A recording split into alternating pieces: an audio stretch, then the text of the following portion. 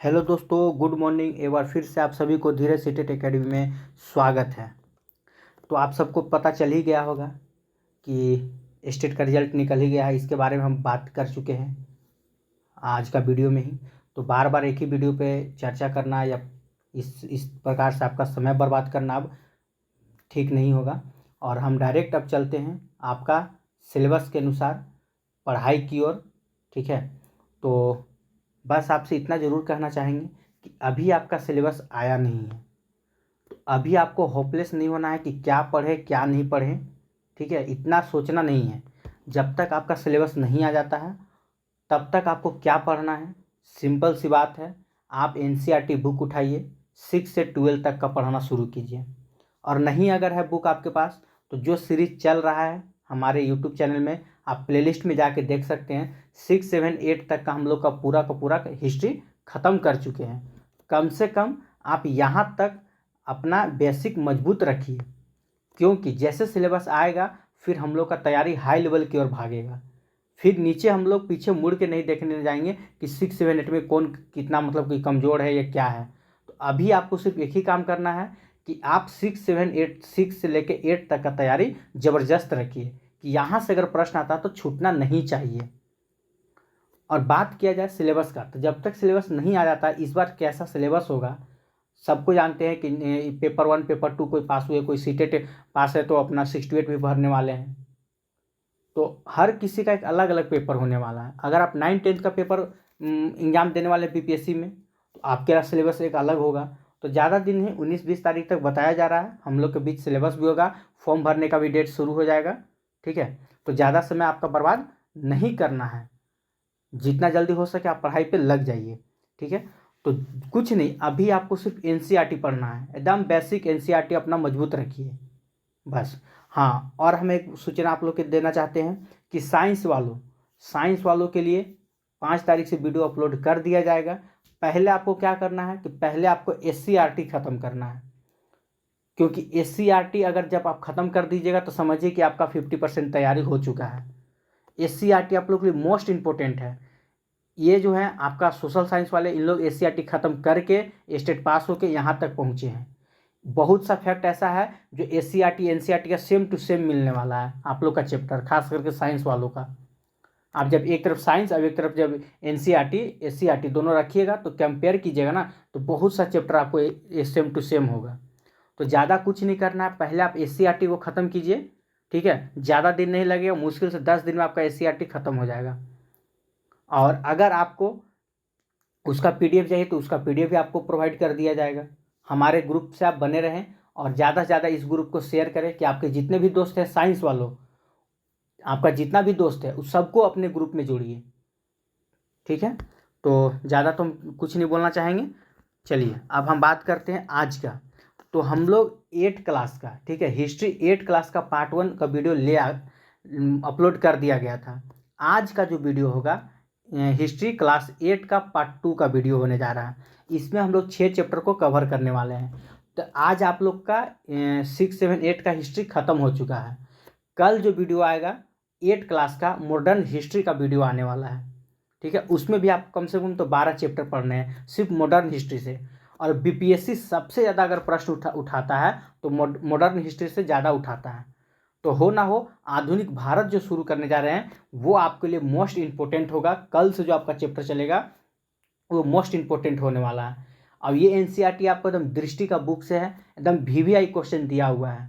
ठीक है, तो इसको आप अच्छे से देखें समझें। पीडीएफ भी हम ग्रुप में टेलीग्राम में डाल देते हैं, आप वहाँ जाकर पीडीएफ डाउनलोड कर सकते हैं। ठीक है, चलिए तो हम शुरुआत करते हैं आज का वीडियो का। तो ये चलिए, तो हम लोग कहाँ थे तो देख लीजिए 8 क्लास में। ठीक है, ये हम लोग का चल रहा था, हम लोग 6 तक कर लिए थे। आज का अगला चैप्टर होगा बुनकर लोहा बनाने वाले फैक्ट्री मालिक। ठीक है, चलिए तो शुरू करते हैं क्लास 8 से। 8 का चैप्टर नंबर 7 से, सॉरी एक मिनट।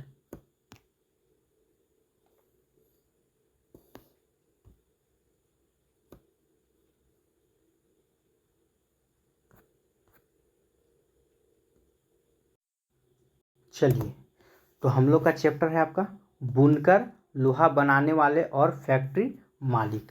तो शुरुआत करते हैं आज का पहला प्रश्न से। चलिए, तो पहला प्रश्न क्या है, थोड़ा सा जूम कर लेते हैं।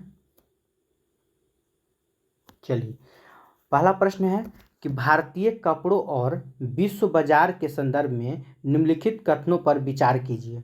ठीक है, चलिए तो विचार करते हैं। क्या है, बोल रहा है कि पहला ऑप्शन है आपका, 18वीं सदी की शुरुआत में यूरोप में भारतीय कपड़ों की इतनी अधिक मांग थी कि खुद इंग्लैंड की महारानी भी भारतीय कपड़ों से बने परिधान पहनती थी। क्या यह स्टेटमेंट आपका सही है? तो हाँ, यह आपका बिल्कुल स्टेटमेंट सही है। दूसरा देख लेते हैं, दूसरा नंबर स्टेटमेंट क्या है। देखिए, ब्रिटिश सरकार ने अपने ऊन और ठीक है रेशम के मतलब जो निर्माण करते थे संरक्षण प्रदान करने के लिए कैलिको अधिनियम पारित किया किया था। क्या ये स्टेटमेंट आपका सही है? क्या ब्रिटिश सरकार मतलब जो रेशम या ऊन जो निर्माण करते थे उनके लिए संरक्षण प्रदान करने के लिए कैलिको अधिनियम पारित किया था? तो जी हाँ, ये भी आपका कथन सही है। अगला कथन देख लेते हैं। भारत में संयुक्त प्रांत स्थित लखनऊ ठीक है बंडाना शैली के कपड़ों का सबसे महत्वपूर्ण केंद्र था। क्या ये स्टेटमेंट सही है? तो जी नहीं, ये आपका बिल्कुल गलत है। ठीक है, भारत में संयुक्त प्रांत स्थित लखनऊ नहीं था। कौन सा था? तो यहाँ पे आपका क्या हो जाता, ये राजस्थान हो जाता। ठीक है, एक था आपका राजस्थान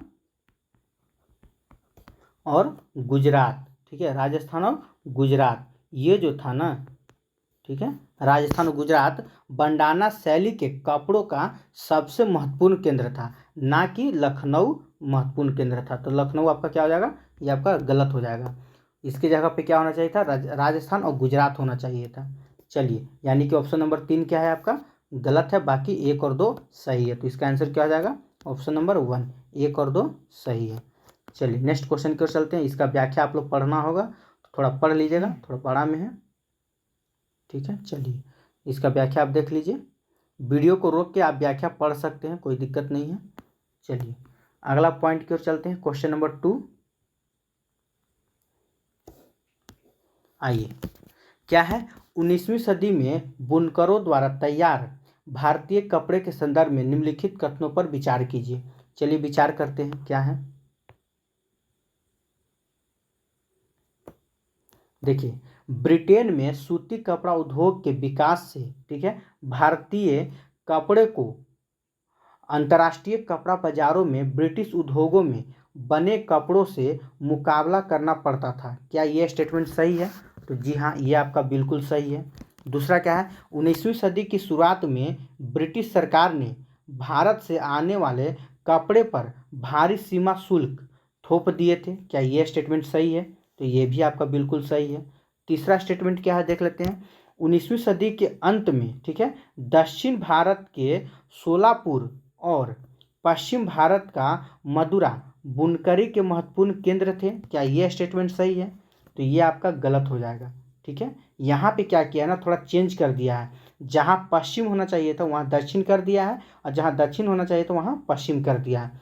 तो आप इसको खाली पलट दीजिए। क्या करना है कि 19वीं सदी में, देखिए 19वीं सदी के अंत में यहाँ पे लिखा हुआ दक्षिण, तो दक्षिण पे जगह पे क्या होता, पश्चिम हो जाता। 19वीं सदी के अंत में थोड़ा सा हटा लेते, चलिए यहाँ पे क्या हो जाता, दक्षिण की जगह पे पश्चिम हो जाता। ठीक है,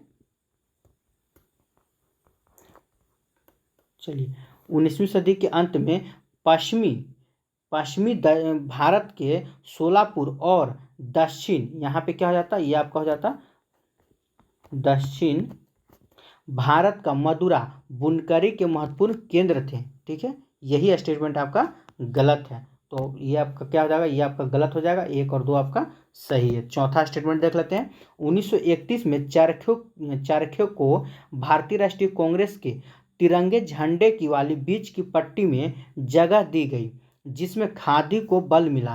क्या ये स्टेटमेंट सही है? तो ये आपका बिल्कुल सही स्टेटमेंट है, यानी कि 4 आपका सही है। गलत कौन है, तो 3 आपका गलत है। ठीक है, तो 1, 2 और 4। चलिए देखते हैं कौन सा ऑप्शन में 1, 2 और 4 है। तो ये आपका ऑप्शन नंबर क्या हो जाएगा, ऑप्शन नंबर सी, इसमें 1, 2 और 4 है। चलिए अगला क्वेश्चन की ओर चलते हैं। क्वेश्चन नंबर 3 में क्या बोलता है, निम्नलिखित कथनों पर विचार कीजिए। चलिए इस पर हम विचार करते हैं। भारत में औद्योगिक भारत में औद्योगिक सूती वस्त्रों उत्पादन की पहली बड़ी लहर प्रथम विश्व युद्ध के समय दिखाई दी थी। क्या यह स्टेटमेंट सही है? तो ये आपके बिल्कुल सही स्टेटमेंट है। भारत में लोहे एवं इस्पात में, ठीक है, औद्योगिक विस्तार प्रथम विश्व युद्ध के समय शुरू हुआ। क्या यह स्टेटमेंट सही है? तो ये भी आपका पूरा सही है। आगे देख लेते हैं स्टेटमेंट 3 क्या बोल रहा है कि टिप्पू सुल्तान की तलवार में खास विशेषता वाली उटुज स्टील का प्रयोग हुआ था। क्या ये स्टेटमेंट सही है? तो ये भी आपका सही है। यानी कि तीनों का तीनों स्टेटमेंट क्या है, तो आप हमारा सही है। तो इसका आंसर क्या हो जाएगा? ऑप्शन नंबर डी, 1, 2 और 3 हो जाएगा। चलिए नेक्स्ट क्वेश्चन की ओर चलते हैं। Question number 4। चलिए 4 में क्या है? निम्नलिखित में से किस स्थान पर भारत की पहली सूती कपड़ा मिल स्थापित किया गया? ठीक है, तो किस स्थान पे किया गया था? तो बम्बई। ठीक है, चलिए नेक्स्ट क्वेश्चन की ओर चलते हैं। क्वेश्चन नंबर 5 की ओर। चलिए, भारत में लौह इस्पात कारखानों के संदर्भ में निम्नलिखित कथनों पर विचार कीजिए। चलिए विचार करते हैं। भिलाई स्टील संयंत्र के लिए, ठीक है, अयस्क की आपूर्ति का स्रोत ढूंढने में बंगाल के तांती समुदाय के लोगों ने सहायता की थी। क्या यह स्टेटमेंट सही है कि बंगाल के तांती समुदाय ने सहायता किया था? तो नहीं, ये आपका गलत है। बंगाल के तांती समुदाय में ने नहीं, ठीक है, उस समुदाय का नाम क्या था? तो याद रखिएगा, अगरिया समुदाय। ठीक है, कौन समुदाय था? तो अगरिया समुदाय जो था ये, ठीक है, ये लोगों ने सहायता की थी। तो क्या था? बंगाल के तांती समुदाय की जगह पे अगरिया समुदाय के लोगों ने सहायता की थी, इसीलिए आपका स्टेटमेंट एक गलत हो जाएगा। 2 क्या बोलता है? टिस्को बोले तो Tata iron and steel company की स्थापना सुवर्णरेखा नदी के तट पर की गई थी। तो ये आपका सही है, यानी कि सिर्फ इसमें क्या हो जाएगा? केवल 2 आपका सही है। ठीक है, नेक्स्ट क्वेश्चन की ओर चलते हैं। क्वेश्चन नंबर 6 की ओर। चलिए क्वेश्चन नंबर 6 देख लेते हैं क्या है। इसका अगर व्याख्या देखना चाहें तो आप देख लीजिएगा। चलिए क्वेश्चन नंबर 6 की ओर आते हैं।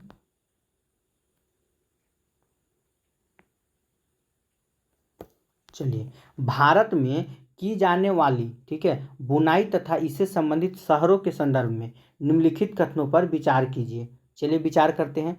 पटोला बुनाई सूरत, ठीक है, पटोला बुनाई सूरत में है। अहमदाबाद और पाटन में होती थी। क्या पटोला बुनाई सूरत अहमदाबाद और पाटन में होती थी? क्या ये स्टेटमेंट आपका सही है? तो ये आपका बिल्कुल सही है। दूसरा क्या बोलता है? जामदानी बुनाई के लिए उत्तर प्रदेश स्थित लखनऊ से, ठीक है, लखनऊ सबसे महत्वपूर्ण केंद्र में से एक था। क्या ये स्टेटमेंट सही है? तो ये भी आपका सही है।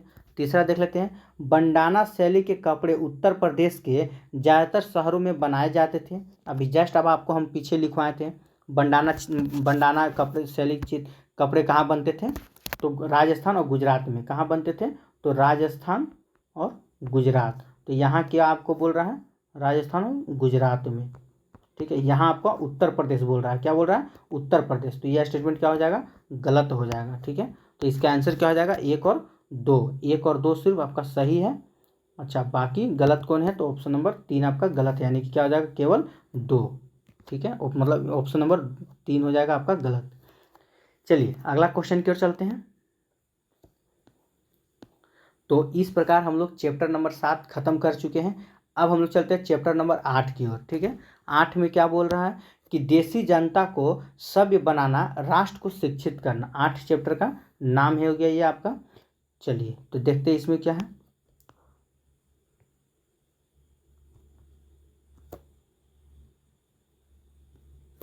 शिक्षा में परिचयवाद के संदर्भ में निम्नलिखित कथनों पर विचार कीजिए।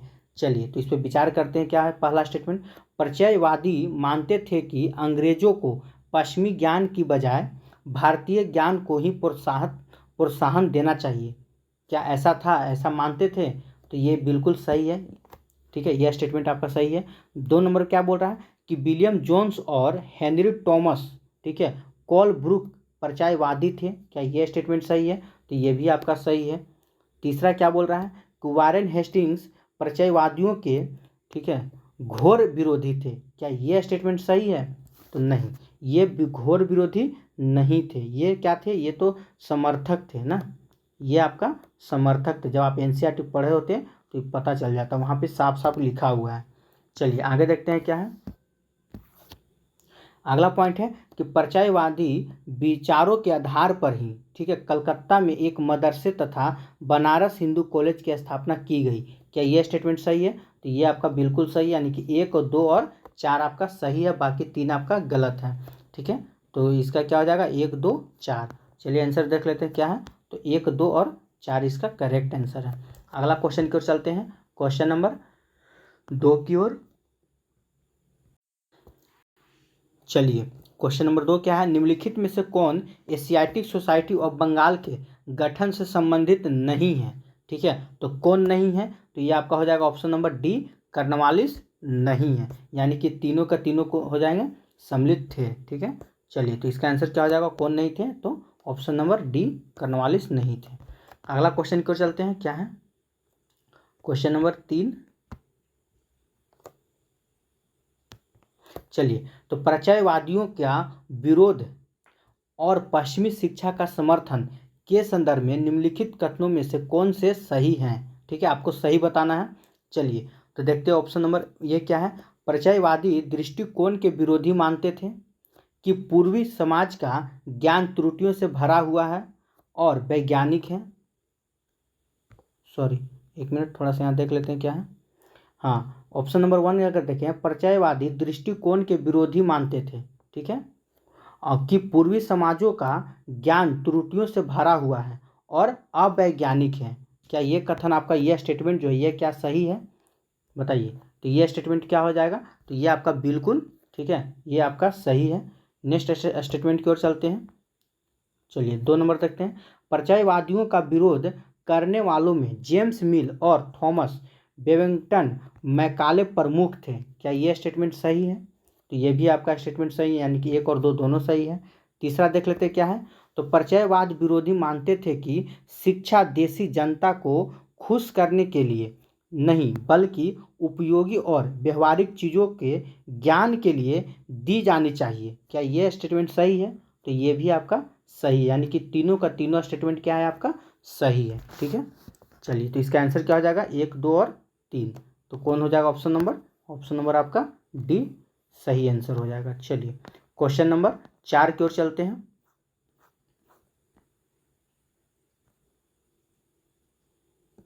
देखिए क्या है, एक अच्छे यूरोपीय पुस्तकालय का केवल एक खाना ही भारत और अरब के समूचे देसी साहित्य के बराबर है। यह कथन निम्नलिखित में से किसका है? ठीक है, तो यह कथन निम्नलिखित में से किसका था, तो ऑप्शन नंबर क्या आ जाएगा 2, ठीक है, थॉमस बेबिंगटन मैकाले का। ठीक है, चलिए अगला क्वेश्चन की ओर चलते हैं, क्वेश्चन नंबर 5। चलिए क्या है, वुड डिस्पैच के संदर्भ में निम्नलिखित कथनों पर विचार कीजिए। क्या है, पहला कथन देख लेते हैं, इसमें परिचयवादी ज्ञान के स्थान पर यूरोपीय शिक्षा को अपनाने के फायदे बताए गए। क्या यह स्टेटमेंट सही है? तो बिल्कुल ये आपका सही स्टेटमेंट है। इसमें तर्क दिया गया कि यूरोपीय शिक्षा से भारतीयों के नैतिक चरित्र का उत्थान होगा और वे इंग्लैंड एवं कंपनी के प्रति अधिक सत्यवादी और ईमानदार बनेंगे। क्या यह स्टेटमेंट सही है? तो ये भी आपका सही स्टेटमेंट है। चलिए तीसरा की ओर चलते हैं, इस दस्तावेज में व्यवसाय को बढ़ावा देने के लिए, ठीक है, शिक्षा देने का तर्क दिया गया था। क्या ये सही है? तो ये भी आपका सही है, यानी कि 1 2 3 तीनों का तीनों स्टेटमेंट क्या है आपका, तो सही स्टेटमेंट है। तो इसका आंसर क्या हो जाएगा, देख लेते हैं। तो इसका आंसर हो जाएगा ऑप्शन नंबर डी। चलिए नेक्स्ट क्वेश्चन की ओर चलते हैं, अगर इसको पढ़ना हुआ तो आप पढ़ लीजिएगा, जूम कर देते हैं, ठीक है, क्योंकि बहुत बड़ा बड़ा इसमें दिया हुआ है, वीडियो को रोक कर आप पढ़ लीजिएगा, ठीक है। चलिए अगला क्वेश्चन की ओर चलते हैं, क्वेश्चन नंबर 6 की ओर। 19वीं सदी में भारतीय शिक्षा और कंपनी के संदर्भ में निम्नलिखित कथनों में से कौन से सही हैं? ठीक है, चलिए तो सही कौन से हैं ये हमें देखना है। तो पहला स्टेटमेंट क्या है, भारत में सक्रिय ईसाई प्रचारकों ने व्यवहारिक शिक्षा के पक्ष में दिए जा रहे तर्कों का घोर विरोध किया। क्या यह स्टेटमेंट सही है? तो ये आपका बिल्कुल सही स्टेटमेंट है। आगे देखते हैं क्या है।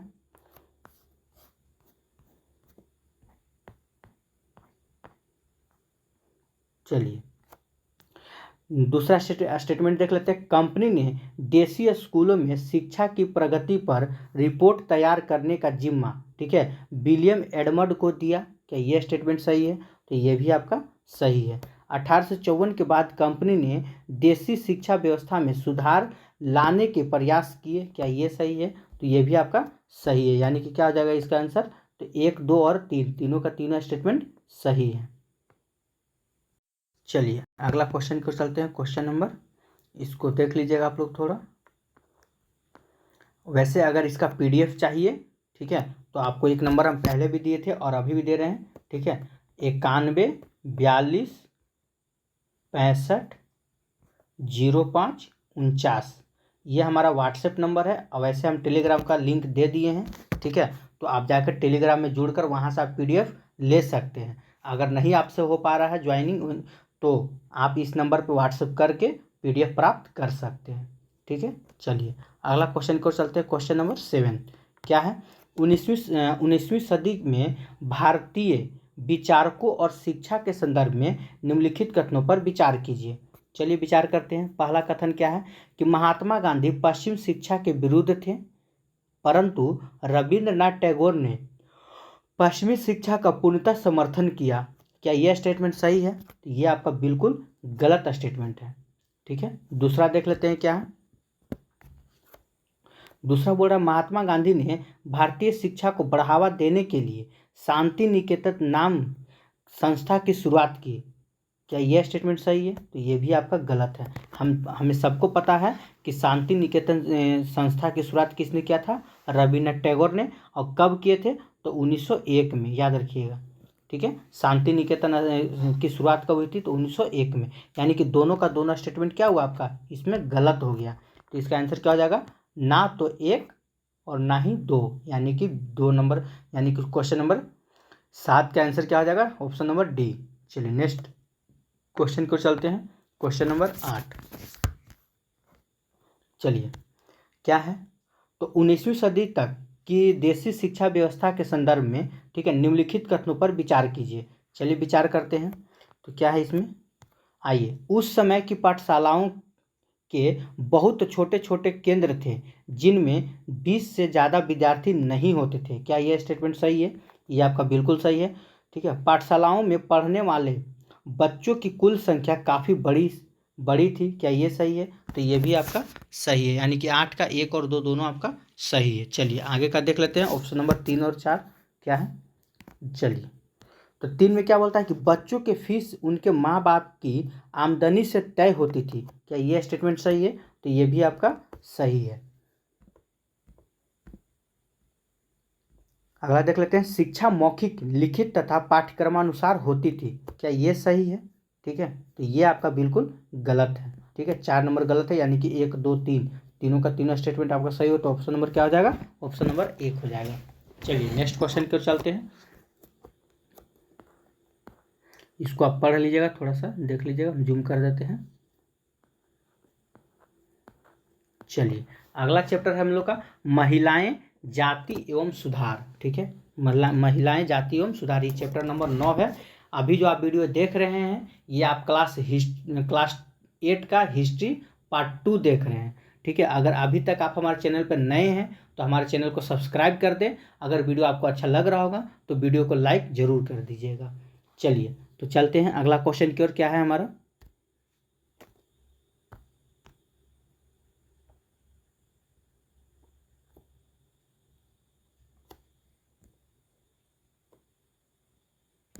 चलिए, अंग्रेजों ने अपने शासनकाल में भारतीय समाज में एक मिनट, चलिए, विधवाओं और बच्चों के जीवन में सुधार लाने के लिए कुछ कानूनी प्रयास किए, ठीक है। तो निम्नलिखित में से ऐसे प्रयास का सही कालक्रम कौन सा है? ठीक है, तो कि सबसे पहले क्या हुआ, उसके बाद क्या हुआ, उसके बाद क्या हुआ, ठीक है। चलिए, तो सती प्रथा पर रोक, ठीक है। तो सती प्रथा पर रोक कब लगाया गया था? ठीक है, तो ये आपको याद रखिएगा, ये कब लगाया गया था? तो 1829 में, ठीक है, इसका क्या हो जाएगा 1829 में। सती प्रथा पे रोक कब लगा था? तो 1829 में। विधवा विवाह के पक्ष में कानून, ये कब कानून बना था? तो ये आपका 1856 में कानून बना था। ठीक है, विधवा विवाह के पक्ष में कानून कब बना था? तो ईश्वर चंद्र विद्यासागर ने 1856 ईस्वी में बनाए थे। बाल विवाह निषेध अधिनियम ये कब पारित हुआ? तो बाल विवाह निषेध अधिनियम आपको कब पारित हुआ था? ये 1929 में। ठीक है, ये हो जाएगा आपका 1929 में। देखिए, बाल विवाह विवाह निषेध अधिनियम के तहत क्या बोला गया था कि लड़का का उम्र, ठीक है, लड़कों का उम्र 18 वर्ष और लड़की का उम्र 16 साल से कम उम्र की लड़की की शादी नहीं किया जा सकता है। याद रखिएगा, इसमें कहा गया था कि 18 साल से कम उम्र के लड़का और 16 साल के कम उम्र की लड़की की शादी नहीं किया जा सकता। किस अधिनियम के द्वारा? तो बाल विवाह निषेध अधिनियम के द्वारा। ये कब पारित किया गया था? तो 1929 में पारित किया गया था। तो इसका आंसर क्या हो जाएगा? ऑप्शन नंबर ए आपका करेक्ट आंसर हो जाएगा। ठीक है, चलिए देख लेते हैं, इसका व्याख्या आप देख लीजिएगा। चलिए हम ही बता देते हैं क्या है। आइए, तो राजा राम मोहन राय ने 1772 से लेकर 1833 तक, ठीक है, देश में पश्चिमी शिक्षा का प्रयास करने और महिलाओं के लिए अधिक स्वतंत्रता और समानता के पक्षधर थे। उनके प्रयासों के फलस्वरूप 1829 में, ठीक है, देखिए 1829 में सती प्रथा पर पाबंदी लगाई गई। ठीक है, प्रसिद्ध समाज सुधारक ईश्वर चंद्र विद्यासागर के प्रयासों से 1856 ईस्वी में विधवा विवाह के पक्ष में, ठीक है, कानून पारित किया गया। विद्यासागर ने कलकत्ता में लड़कियों के लिए स्कूल भी खोला। इसके अतिरिक्त विधवा विवाह के समर्थन में मद्रास प्रेसिडेंसी के तेलुगु भाषाई इलाकों में, ठीक है, वेरिसलिंगम पंतुलु ने एक संगठन बनाया। ठीक है, आगे देखते हैं क्या है। देखिए, बाल विवाह निषेध अधिनियम, यहाँ पे इंपॉर्टेंट है, बाल विवाह निषेध अधिनियम 1929 में पारित किया गया। इस कानून के अनुसार देखिए लिखा हुआ है 18 साल से कम उम्र के लड़के और 16 साल के कम उम्र की लड़की की शादी नहीं किया जा सकता है। ठीक है, चलिए नेक्स्ट क्वेश्चन की ओर चलते हैं। Question number 2। चलिए क्वेश्चन नंबर 2 में क्या है, बोल रहा है कि आर्य समाज की स्थापना निम्नलिखित में से किसने किया था? तो ये सबको पता होगा आर्य समाज की स्थापना। तो सबसे पहले बता दीजिए कि आर्य समाज की स्थापना कब हुआ था। ठीक है, तो आर्य समाज की स्थापना कब हुआ था? ये आपका हो जाएगा 1875 में हुआ था। अब आर्य समाज की स्थापना किसने किया था? तो स्वामी दयानंद सरस्वती ने, याद रखिएगा, स्वामी दयानंद सरस्वती ने किए थे। आगे चलिए, इसको थोड़ा आप देख लीजिएगा एक बार।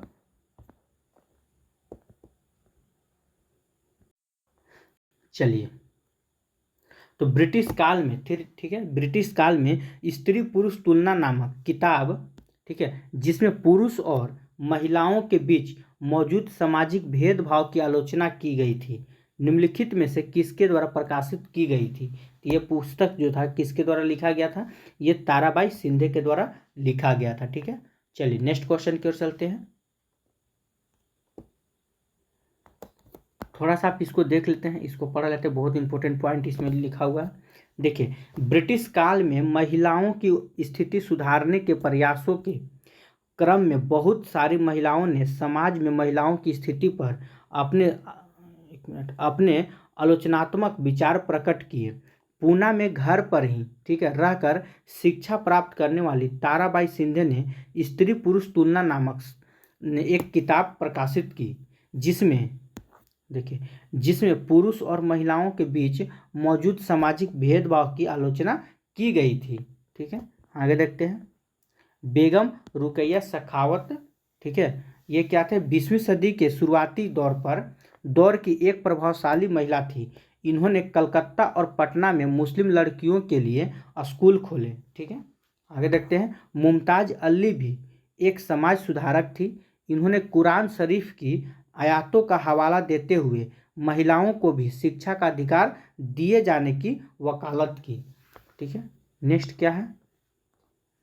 चलिए अगला देख लेते हैं कि संस्कृत की महान विद्वान पंडित रामाबाई का मानना था कि हिंदू धर्म महिलाओं का दमन करता है। उन्होंने ऊंची जातियों की हिंदू महिलाओं की ठीक है, दूरदर्शा पर एक किताब भी लिखी थी। उन्होंने पूना में एक विधवा गृह की स्थापना भी की थी। ठीक है, तो अगर कभी पूछ ले कि विधवा गृह की स्थापना कहाँ किया गया था, तो पूना में, और इसकी स्थापना किसने किया था, तो पंडिता रामाबाई ने।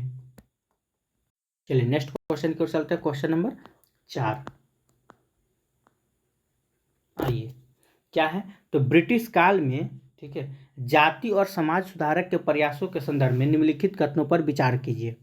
क्या है, तो राजा राम मोहन राय ने जाति व्यवस्था की आलोचना करने वाले एक पुराने बौद्ध ग्रंथ का अनुवाद किया। क्या यह स्टेटमेंट आपका सही है? तो ये आपका बिल्कुल सही है। प्रार्थना समाज ने सभी जातियों की आध्यात्मिक समानता पर जोर दिया। क्या यह स्टेटमेंट सही है? तो ये भी आपका स्टेटमेंट पूरा सही है। ठीक है, आगे देखते हैं। जाति उन्मूलन के लिए काम करने हेतु बंबई में परमहंस मंडली का गठन किया गया। क्या ये सही है? तो ये भी आपका सही है। परमहंस मंडली जो था ना, इसकी स्थापना कब हुआ था? बंबई में हुआ था। इसकी स्थापना कब हुआ था? तो याद रखिएगा 1840 में। परमहंस मंडली की स्थापना कब हुआ था? तो 1840 में हुआ था। यानी कि इसके तीनों का तीनों कथन क्या है? सही है। आंसर क्या हो जाएगा? Option number D. चलिए आगे देखते हैं अगला क्वेश्चन, क्वेश्चन नंबर 5 की ओर चलते हैं। चलिए, ये क्या है कि इसमें आपको बताना, निम्नलिखित युग्म पर विचार कीजिए। उपयुक्त युग्मों में से कौन से सुम्मिलित हैं, मतलब कौन सही सही सुम्मिलित है। ठीक है, तो पहला क्या हो जाएगा? मदिगा समुदाय। ये कहाँ के रहने वाले थे? तो ये आंध्र प्रदेश के रहने वाले थे। ये आपका सही बात है। ठीक है, महार समुदाय, तो ये कहाँ के रहने वाले थे? ये महाराष्ट्र के रहने वाले थे। ये भी आपका सही है। दुबला समुदाय, ये असम के रहने वाले थे। तो नहीं, ये आपका गलत है। दुबला समुदाय जो थे ये असम नहीं, ये कहाँ के रहने वाले थे? तो गुजरात का। ठीक है, याद रखिए ये कहाँ के थे? तो गुजरात का थे। एक मिनट, तो दुबला समुदाय कहाँ से थे? तो गुजरात से। ठीक है, तो इसीलिए आपका कौन सही नहीं, मतलब कौन सही है? तो 1 और 2 सही है, 3 आपका गलत है। तो आंसर क्या आ जाएगा? 1 और 2, केवल 1 और 2। ठीक है, चलिए नेक्स्ट क्वेश्चन की ओर चलते हैं। चलिए अगला प्रश्न की ओर चलते हैं, क्वेश्चन नंबर 6। आइए, ब्रिटिश काल में न्याय और समानता के लिए हुए प्रयासों के संदर्भ में निम्नलिखित कथनों में से कौन सा सही नहीं है? तो आपको सही नहीं वाला बताना है। चलिए देखते हैं, पहला क्या है, तो जाति भेदभाव के विरुद्ध घासीदास ने दक्षिण भारत में सतनामी आंदोलन की शुरुआत किया। क्या यह स्टेटमेंट सही है? तो यह आपका गलत है। ठीक है, घासीदास जाति भेदभाव के विरुद्ध सतनामी आंदोलन शुरू किया था, लेकिन दक्षिण भारत में नहीं किए थे। ठीक है, क्या बोला जाए? दक्षिण भारत में नहीं किए थे। तो कहाँ कहाँ किए थे? तो मध्य भारत में। ठीक है, कहाँ किए थे? तो मध्य भारत में। तो ये स्टेटमेंट आपका क्या हो गया? ये आपका गलत हो गया। ऑप्शन नंबर 1 आपका गलत स्टेटमेंट है। चलिए आगे देखते हैं क्या है। आगे बोल रहा है कि दो नंबर स्टेटमेंट, कि पूर्वी बंगाल में हरिदास ठाकुर के मतुआ पंथ ने निम्न जाति चंडाल, एक मिनट, चलिए, चंडाल काश्तकारों के बीच काम किया। क्या ये सही है? तो ये आपका क्या है स्टेटमेंट? ये आपका स्टेटमेंट पूरा सही है। आगे देखते हैं क्या है। Option number C, Satyashodhak Samaj नामक संगठन ने जाति समानता के समर्थन में मुहिम चलाई। क्या ये सही है? तो ये भी आपका सही है। यानी कि 2 और 3 आपका सही स्टेटमेंट है, 1 आपका गलत है। तो इसका आंसर क्या हो जाएगा? 2 और 3। नहीं नहीं, हमसे क्या बोल रहा है? कौन सही उत्तर को चुनिए, सही उत्तर चुनना है ना। तो इसका आंसर क्या हो जाएगा? क्या था? अच्छा, यहाँ आपसे क्या बोल रहा है? सही उत्तर का चुनाव कीजिए, लेकिन प्रश्न यहाँ है क्या सही नहीं है। ठीक है, सही नहीं है, तो सही कौन नहीं है? तो 2 और 3 तो मेरा सही था, यानी कि ऑप्शन नंबर 1 आपका सही नहीं है। तो ऑप्शन नंबर क्या हो जाएगा? केवल 1। ठीक है, केवल 1 आपका आंसर हो जाएगा। चलिए अगला क्वेश्चन की ओर चलते, क्वेश्चन नंबर 7 की ओर।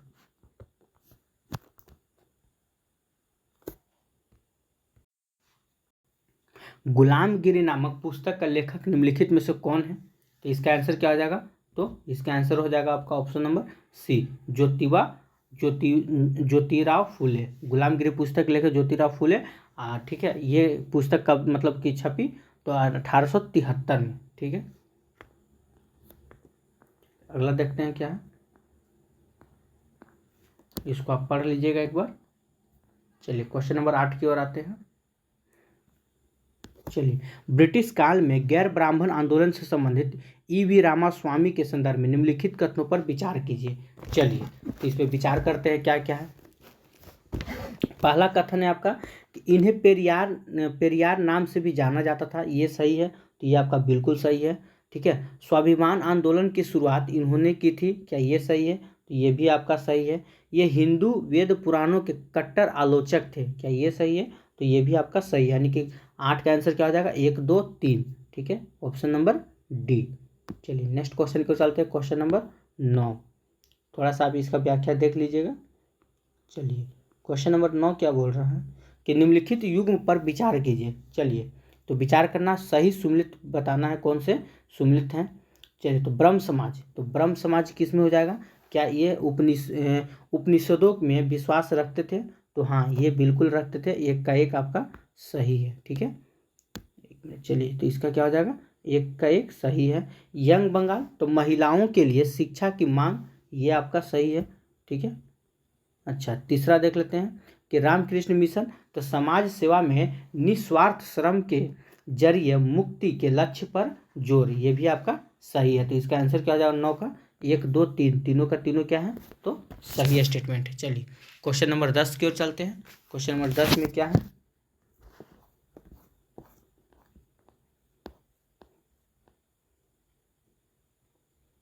आइए निम्नलिखित युग्म पर विचार कीजिए। ठीक है। चलिए, तो आपको क्या बताना है, इसमें कौन सही नहीं है, फोकस कीजिएगा, सही नहीं वाला आपको बताना है। तो वेद समाज, तो वेद समाज का क्या हो जाएगा, तो सबसे पहले जाने कि वेद समाज की स्थापना कब हुआ था, तो याद रखिएगा 1864 में वेद समाज की स्थापना कब हुआ था, तो 1864 में। अच्छा, अब ये किससे मतलब है, तो ईश्वर के अस्तित्व में विश्वास नहीं है। ठीक है, तो ये कथन क्या है, ये आपका बिल्कुल मतलब कि कौन, ये आपका एक तरह से देखा जाए तो बिल्कुल सही कथन है।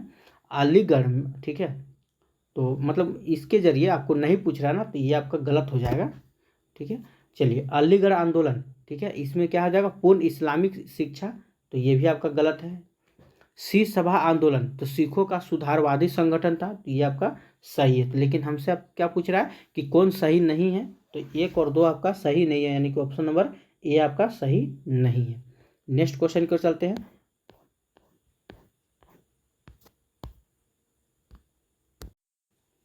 आइए, प्रार्थना समाज के संदर्भ में निम्नलिखित कथनों पर विचार करते हैं। क्या है, इसकी स्थापना बंबई में की गई थी, क्या ये सही बात है, तो ये बिल्कुल सही बात है। इसने जाति बंधनों की समाप्ति तथा बाल विवाह के उन्मूलन का प्रयास किया, क्या ये सही है, तो ये भी आपका सही बात है। तीसरा देखते हैं, इसने महिलाओं की शिक्षा को प्रोत्साहित किया किंतु विधवा विवाह पर पाबंदी का समर्थन किया, तो क्या ये सही है। ठीक है, तो ये आपका गलत है। ठीक है, यानी कि इसमें सही कौन हो जाएगा, 1 और 2 आपका सिर्फ सही है। चलिए अगला क्वेश्चन की ओर चलते हैं, क्वेश्चन नंबर 12।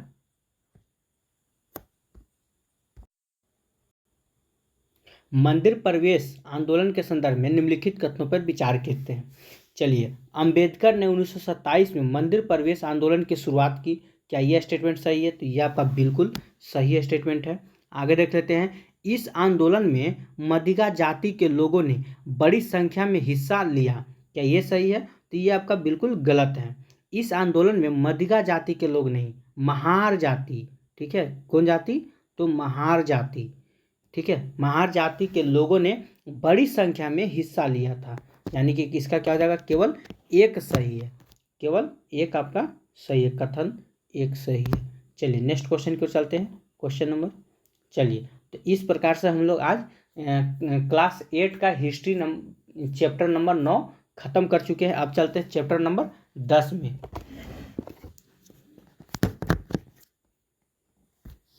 चलिए, तो चैप्टर का नाम क्या है, तो चैप्टर का नाम क्या है, तो दृश्य कलाओं की बदलती दुनिया। ठीक है, चलिए आते हैं। तो ब्रिटिश कालीन विभिन्न भारतीय दृश्य कला शैलियों के संदर्भ में निम्नलिखित में से कौन से युग्म सुमिलित हैं। ठीक है, चलिए तो देख लेते हैं पहला क्या है, कौन कौन सुमिलित हैं।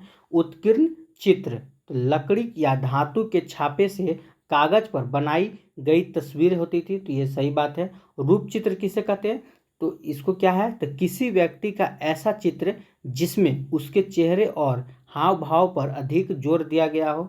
सही बात है।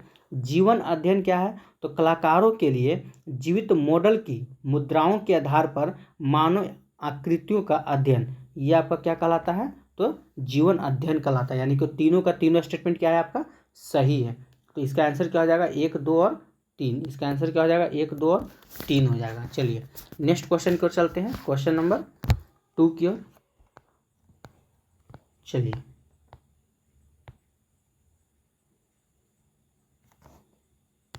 क्या है, साम्राज्यवादी युग की कलाओं के संदर्भ में निम्नलिखित कथनों पर विचार करना है। यूरोपीय कलाकार अपने साथ यथार्थवाद का विचार और तैलचित्रों की तकनीक भारत लाए थे। क्या ये सही है, तो ये आपका बिल्कुल सही स्टेटमेंट है। थॉमस डेनियल और विलियम डेनियल मनोहारी चित्र शैली परंपरा के सबसे प्रसिद्ध चित्रकार रहे। क्या ये सही है, तो ये भी आपका सही है, यानी कि ए और 2, ऑप्शन नंबर सी। ठीक है, आपका दोनों का दोनों कथन क्या है, तो सही है। अगला क्वेश्चन देख लेते हैं। चलिए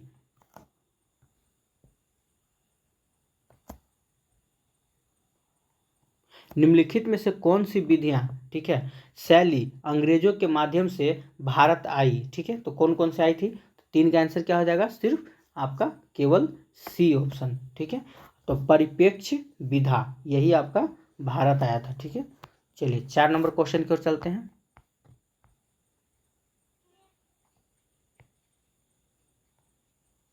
ब्रिटिश काल में राष्ट्रीय कला के संदर्भ में निम्नलिखित कथनों पर विचार कीजिए। ठीक है, तो राजा रवि वर्मा ने आधुनिक और राष्ट्रीय कला शैली विकसित करने में योगदान दिया। क्या यह स्टेटमेंट सही है, तो यह आपका बिल्कुल सही स्टेटमेंट है। दूसरा देखते हैं, अविंद्रनाथ टैगोर और इनके समूह ने पश्चिमी कला परंपराओं को भारत में नई ऊंचाई पर पहुंचाया। क्या ये सही है, तो ये आपका गलत है। ठीक है, स्टेटमेंट 2 जो है वो आपका गलत है। कौन सही है, तो केवल 1 सही है। चलिए नेक्स्ट क्वेश्चन को चलते हैं, क्वेश्चन नंबर 5 की ओर। चलिए क्या है कि टिप्पू सुल्तान के विरुद्ध अंतिम युद्ध में अंग्रेजी सेना का नेतृत्व निम्नलिखित में से किसने किया था। ये बहुत वीवीआई क्वेश्चन है। ठीक है, इसको पे थोड़ा स्टार लगा लीजिएगा, देखिएगा इस क्वेश्चन को आप लोग। तो इसका किसने किया था, तो जनरल सर डेविड बेयर्ड ने किया था। ऑप्शन नंबर ए हो जाएगा।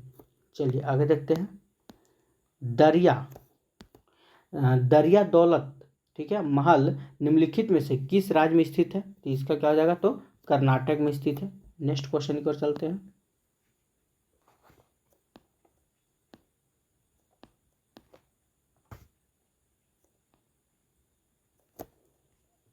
आइए क्या है, तो इतिहास की चित्रकारी के संदर्भ में निम्नलिखित कथनों पर विचार करते हैं। यह साम्राज्यवादी कला की एक श्रेणी थी। क्या यह स्टेटमेंट सही है, तो यह आपका बिल्कुल सही है। इन चित्रों में ब्रिटिश शाही इतिहास की विभिन्न घटनाओं को, ठीक है, नाटकीय रूप में चित्रित किया जाता था। क्या यह सही है, तो यह भी आपका सही है। ठीक है, तो तीसरा स्टेटमेंट देख लेते हैं। 18वीं सदी के आखिरी और 19वीं सदी के शुरुआती सालों में इस तरह के चित्रकारी को सम्मान की नज़र से नहीं देखा जा सकता था या देखा जाता था। क्या ये सही है, तो ये आपका बिल्कुल गलत है। ठीक है, यानी कि क्या हो जाएगा, ऑप्शन नंबर 1 और 2 सही है, यानी कि ऑप्शन नंबर आपका ए आंसर सही है। चलिए नेक्स्ट क्वेश्चन की ओर चलते हैं। तो अगला क्वेश्चन समाप्त हो चुका है। हम लोग का चैप्टर नंबर 11 में बात आ गए हैं। चलिए, तो अगर वीडियो आपको अच्छा लग रहा होगा तो लाइक ज़रूर कीजिएगा। अगर आप अभी तक हमारे चैनल पर नए हैं तो लाल बटन को दबा दीजिए कि जब भी हम कोई वीडियो अपलोड करें तो सबसे पहले हमारा नोटिफिकेशन आप तक ज़रूर पहुँचे।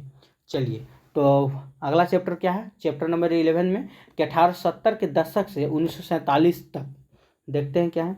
1870 और 1880 के दशकों में ब्रिटिश सरकार द्वारा पारित विभिन्न कानूनों के संदर्भ में निम्नलिखित कथनों पर विचार कीजिए। चलिए करते हैं विचार। आर्म्स एक्ट पारित किया गया। ठीक है, आर्म्स एक्ट पारित किया गया जिसमें प्रावधान था कि भारतीय अपने पास हथियार नहीं रख सकते हैं। क्या ये कथन सही है, तो ये आपका बिल्कुल सही बात है। वर्नाकुलर प्रेस एक्ट पारित करके सुनिश्चित किया गया कि यदि किसी अखबार में कोई आपत्तिजनक चीज़ छप जाती है तो सरकार उसकी प्रिंटिंग प्रेस सहित सारी संपत्ति जब्त कर सकती है। क्या ये स्टेटमेंट सही है? तो ये भी आपका सही है। तीसरा स्टेटमेंट देख लेते हैं क्या है। आइए, इल्बर्ट बिल में प्रावधान किया गया कि भारतीय न्यायाधीश ब्रिटिश या यूरोपीय व्यक्ति के मुकदमे नहीं सुन सकते हैं। क्या ये सही है? तो ये आपका बिल्कुल सही है।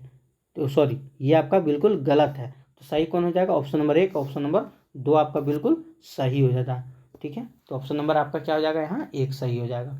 चलिए नेक्स्ट क्वेश्चन को चलते हैं। अगला प्रश्न देख लेते हैं क्या है। हमसे पूछा जा रहा है कि कांग्रेस की स्थापना निम्नलिखित में से कहाँ की गई थी। ये तो सबको पता होगा, कांग्रेस की स्थापना 1885 में, ठीक है, 1885 में बम्बई में किया गया था। और इसके पहले अध्यक्ष कौन थे? अगर कभी पूछ ले कि भारतीय राष्ट्रीय कांग्रेस के पहले अध्यक्ष कौन थे, तो WC बनर्जी, व्योमेश चंद्र बनर्जी इनका पूरा नाम हुआ। ये हमारे भारतीय राष्ट्रीय कांग्रेस के पहले अध्यक्ष थे। ठीक है, चलिए नेक्स्ट क्वेश्चन की ओर चलते हैं। क्वेश्चन नंबर 3, चलिए क्या है। तो poverty and un British rule in India निम्नलिखित में से किसके द्वारा लिखी गया था? तो दादा भाई नौरोजी के द्वारा ये पुस्तक लिखा गया था। 4 नंबर प्रश्न की ओर चलते हैं। आइए, स्वतंत्रता मेरा जन्मसिद्ध अधिकार है और मैं इसे लेकर रहूंगा। उपयुक्त कथन निम्नलिखित में से किसका था? तो इसका आंसर क्या हो जाएगा? तो बाल गंगाधर तिलक। ठीक है, ऑप्शन नंबर बी। आगे देखते हैं, क्वेश्चन नंबर 5 देख लेते हैं।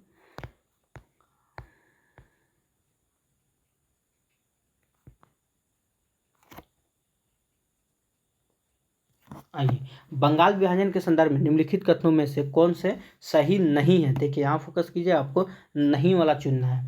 चलिए, तो पहला क्या है, बंगाल विभाजन के समय भारत का वायसराय लॉर्ड कर्जन था। तो सही बात है। लॉर्ड कर्जन का शासनकाल कब से कब तक? 1899 से लेके, ठीक है, 1905 तक। 1905 तक याद रखिएगा। लॉर्ड कर्जन कब से कब तक? 1899 से लेकर 1905 तक। आगे देखते हैं, विभाजन में बंगाल के पूर्वी भाग को उड़ीसा में मिला दिया गया। क्या ये सही है? तो ये आपका बिल्कुल गलत है। विभाजन के समय बंगाल को पूर्वी भाग को उड़ीसा में नहीं, ठीक है, किस में मिला दिया? तो असम में। यहाँ पे हो जाएगा आपका असम में मिला दिया। ठीक है, आगे देखते हैं क्या है। इसके विरोध में उपजे स्वदेशी आंदोलन की आंध्र के डेल्टा इलाकों में वंदे मातरम आंदोलन कहा जाता था। क्या यह स्टेटमेंट सही है? तो ये आपका बिल्कुल सही है। यानी 1 और 3 सही है, 2 आपका बिल्कुल गलत है। ठीक है, तो केवल 2 हो जाएगा। अगला क्वेश्चन को चलते हैं, क्वेश्चन नंबर 6। 1 मिनट दोस्तों, थोड़ा पानी पी लिया जाए। आइए, तो क्वेश्चन नंबर 6 क्या है कि मुस्लिम लीग के संदर्भ में निम्नलिखित कथनों पर विचार करना है। मुस्लिम लीग ने बंगाल विभाजन का समर्थन किया। क्या यह स्टेटमेंट सही है? तो यह आपका बिल्कुल सही है। बंगाल विभाजन के दशक में ही मुस्लिम लीग ने सरकार से मुसलमानों के लिए अलग निर्वाचक की मांग की थी। क्या ये सही है? तो यह भी आपका सही है। ऐतिहासिक लखनऊ समझौता मुस्लिम लीग और कांग्रेस के बीच संपन्न हुआ। तो ये भी आपका क्या है? तो सही बात है। यानी कि 1, 2, 3 तीनों आंसर क्या है? तो सही है। चलिए 7 नंबर क्वेश्चन की ओर चलते हैं। देखिए ये तो सिंपल है, आप लोग भी कर लीजिएगा। क्या बोल रहा है? 1 मिनट है। चलिए अब आइए, महात्मा गांधी के दक्षिण अफ्रीका की से भारत वापसी कब हुआ था? तो 1915 में। असहयोग आंदोलन कब हुआ था? तो 1920 में। सविनय अवज्ञा आंदोलन तो 1930 में। भारत छोड़ो 1942 में। यानी कि 1 का आ जाइए, 1 का 1, 2 का 2, 3 का 3, 4 का 4, 1 का 1, 2 का 2, 3 का 3, 4 का 4। तो इसका आंसर क्या हो जाएगा? ऑप्शन नंबर सी हो जाएगा। ठीक है, इसका आंसर क्या हो जाएगा? ऑप्शन नंबर क्या हो जाएगा? तो सी हो जाएगा। चलिए अगला क्वेश्चन की ओर चलते हैं, क्वेश्चन नंबर 7 की ओर। 7 हो गया, 8 की ओर। चलिए पहला क्या है, रोलेट एक्ट के संदर्भ में कथनों निम्नलिखित कथनों पर विचार कीजिए। यह कानून अभिव्यक्ति की स्वतंत्रता के विरुद्ध था। क्या ये सही है? ये आपका बिल्कुल सही है। आगे देखते हैं, जालियांवाला बाग में इसके विरोध में एकत्र लोगों पर जनरल डायर द्वारा गोलियां चलवा दी गई। क्या ये सही है? तो ये भी आपका सही है। यानी कि दोनों का दोनों कथन सही है। तो इसका आंसर क्या हो जाएगा? Option number 2। ठीक है, ऑप्शन नंबर क्या हो जाएगा? तो 1 और 2 दोनों। अगला क्वेश्चन क्यों चलते हैं, क्वेश्चन नंबर 9।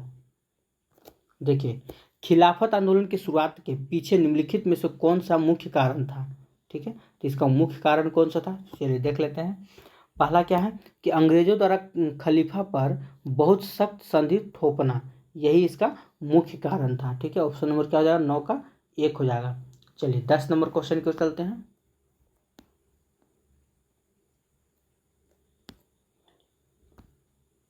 आइए, ब्रिटिश भारत के संदर्भ में निम्नलिखित कथनों पर विचार करते हैं। साइमन कमीशन में कोई भारतीय प्रतिनिधि नहीं था, क्या ये सही है, तो ये आपका बिल्कुल सही कथन है। ठीक है, आगे देखते हैं। कांग्रेस द्वारा पारित पूर्ण स्वराज के प्रस्ताव के आधार पर 26 जनवरी 1930 को पूरे देश में स्वतंत्रता दिवस मनाया गया था, क्या ये सही है, तो ये भी आपका सही है। आगे देखते हैं, तो अगला क्या है, चलिए, आज़ाद हिंद फौज का गठन सुभाष चंद्र बोस द्वारा किया गया था, क्या ये स्टेटमेंट सही है, तो ये आपका बिल्कुल गलत है। आज़ाद हिंद फौज का गठन सुभाष चंद्र बोस नहीं, ठीक है, किसने, तो रास बिहारी घोष ने। यहाँ पे लिख देते हैं किसने किया था, तो रास बिहारी घोष। ठीक है, रास बिहारी घोष। ठीक है, और क्या पूछ रहा है हमसे, चलिए, तो ये स्टेटमेंट क्या हो जाएगा हमारा, ये आपका गलत हो जाएगा। ठीक है, और बता दें कि आज़ाद हिंद फौज का गठन कब हुआ था, ये आपका 1942 में हुआ था, ये भी याद रखिएगा।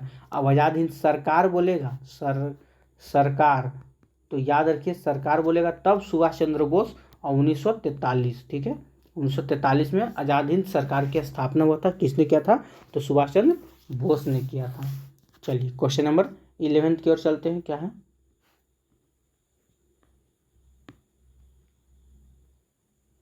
चलिए, तो भगत सिंह के संदर्भ में निम्नलिखित कथनों पर विचार करना है। ये हिंदुस्तान सोशलिस्ट रिपब्लिक एसोसिएशन के संस्थापक सदस्य थे, तो ये भी आपका सही है। अच्छा, इन्होंने बीके दत्त के साथ केंद्रीय विधान परिषद में बम फेंका था, क्या ये स्टेटमेंट सही है, तो ये भी आपका सही स्टेटमेंट है। ठीक है, यानी कि दोनों का दोनों क्या है, सही है, तो 1 और 2 हो जाएगा। ठीक है, चलिए अगला क्वेश्चन की ओर चलते हैं, क्वेश्चन नंबर 12।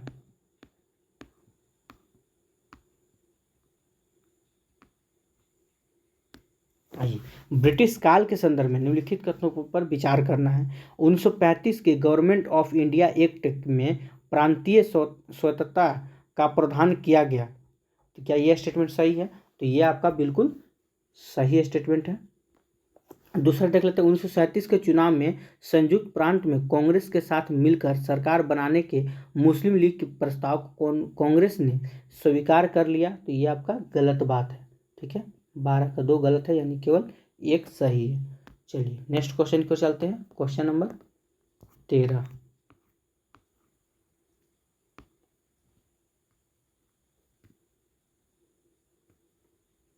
आइए, कैबिनेट मिशन के संदर्भ में निम्नलिखित कथनों पर विचार कीजिए। इसमें अलग, ठीक है, पाकिस्तान की मांग अस्वीकार कर दी गई, क्या ये स्टेटमेंट सही है, तो ये आपका बिल्कुल सही है। इसमें सुझाव दिया गया था कि भारत को मुस्लिम बहुल क्षेत्रों को कुछ स्वायत्तता देते हुए एक ढीले ढाले महासंघ के रूप में संगठित किया जाए, क्या ये स्टेटमेंट सही है, तो ये भी आपका सही है, यानी 1 और 2 दोनों आपका सही है। अगला क्वेश्चन क्यों चलता है, क्वेश्चन नंबर 14।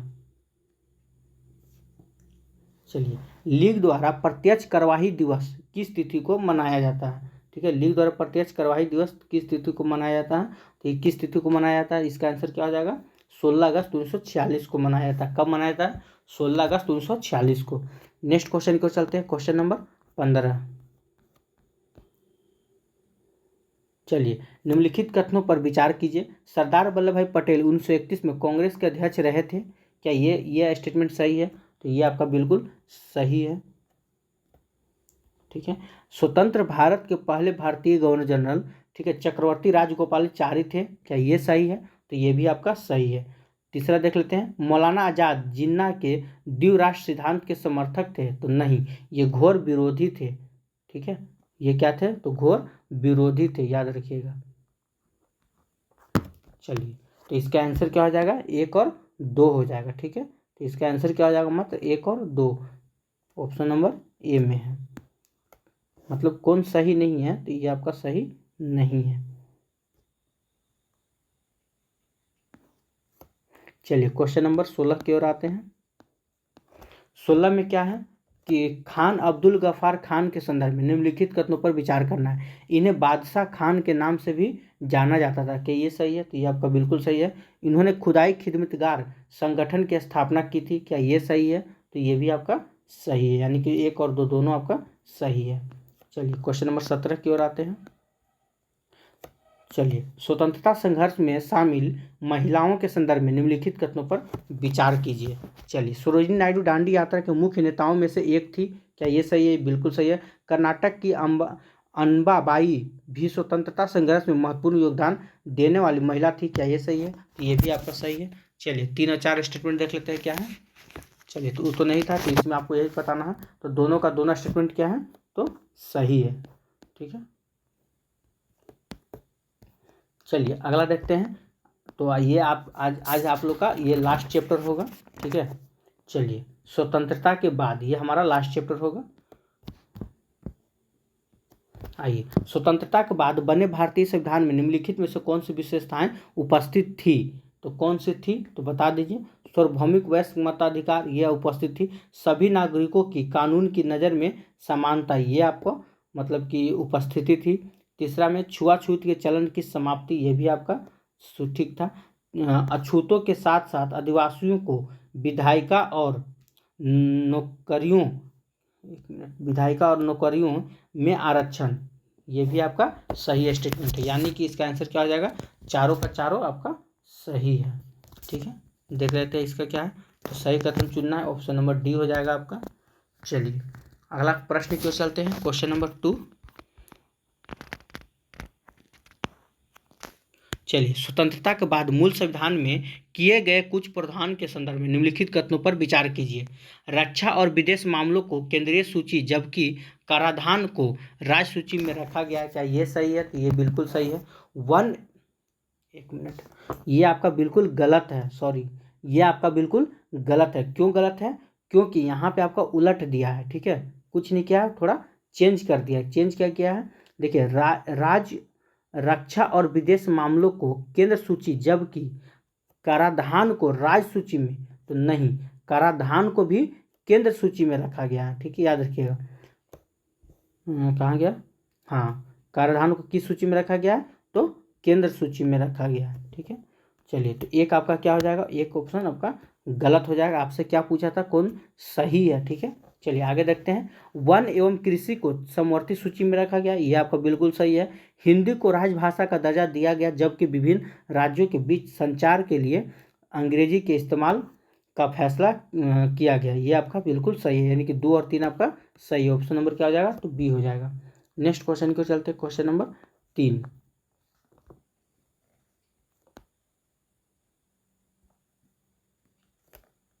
आइए, नए संविधान के साथ भारत अंतर्विरोधियों के एक नए युग में प्रवेश करने जा रहा है। राजनीतिक में हमारे पास समानता होगी और सामाजिक और आर्थिक जीवन में हम असमानता की राह पर चलेंगे। ठीक है, उपयुक्त कथन में से निम्नलिखित में से ये किसका था? इसका आंसर क्या हो जाएगा, 3 का। ये कथन किसका था, तो डॉक्टर भीमराव अंबेडकर जी का था। ठीक है, ऑप्शन नंबर सी हो जाएगा। चलिए तो क्वेश्चन नंबर 4 की ओर चलते हैं।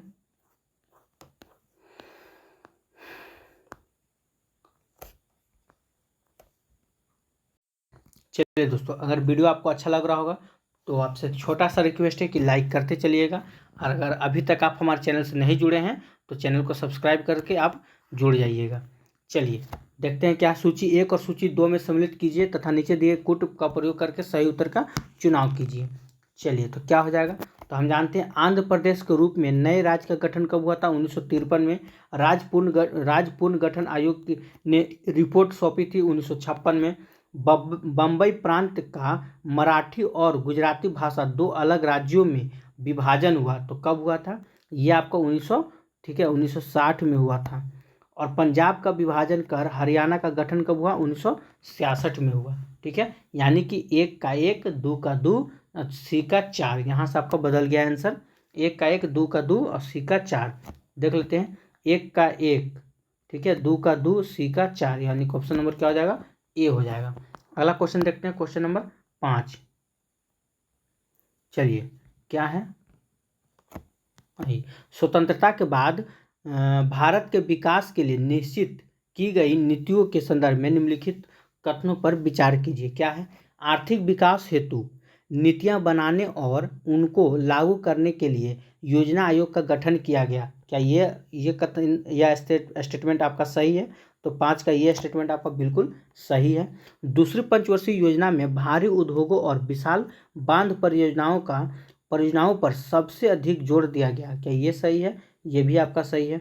जवाहरलाल नेहरू ने भारत की विदेशी नीति का मूल आधार गुटनिरपेक्ष आंदोलन को बनाया। क्या ये सही है? तो ये भी आपका सही है, यानी कि तीनों का तीनों स्टेटमेंट क्या है, आपका सही है। तो इसका आंसर क्या हो जाएगा, 1, 2 और 3, ऑप्शन नंबर क्या हो जाएगा, तो डी हो जाएगा।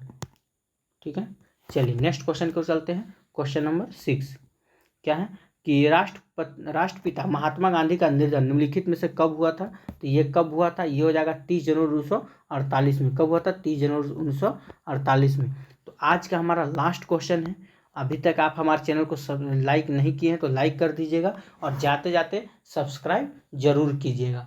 यह हमारा आज क्लास 8 का हिस्ट्री का लास्ट चैप्टर है। ठीक है, इसके बाद हम लोग कल से मॉडर्न हिस्ट्री शुरू करने जा रहे हैं। ठीक है, चलिए तो लास्ट प्रश्न क्या है, हरिजनों की अक्षमता के लिए उच्च जातियां जिम्मेदार हैं। क्या ये उपयुक्त कथन किसका है? ये किसका कथन है? ये हो जाएगा आपका एच के खांडेकर। ठीक है, एच के खांडेकर का था। चलिए तो आज के लिए इतना ही। ठीक है, अगर वीडियो आपको अच्छा लगा होगा तो लाइक ज़रूर कीजिएगा। और हाँ, और कल से हम लोग क्या शुरू करने जा रहे हैं, तो आधुनिक भारत क्लास हिस्ट्री क्लास 8 का आधुनिक भारत आपका शुरू होने जा रहे हैं, जो कि मोस्ट इम्पोर्टेंट चैप्टर होगा। ठीक है, चलिए तो आज के लिए इतना ही। जय हिंद, जय भारत।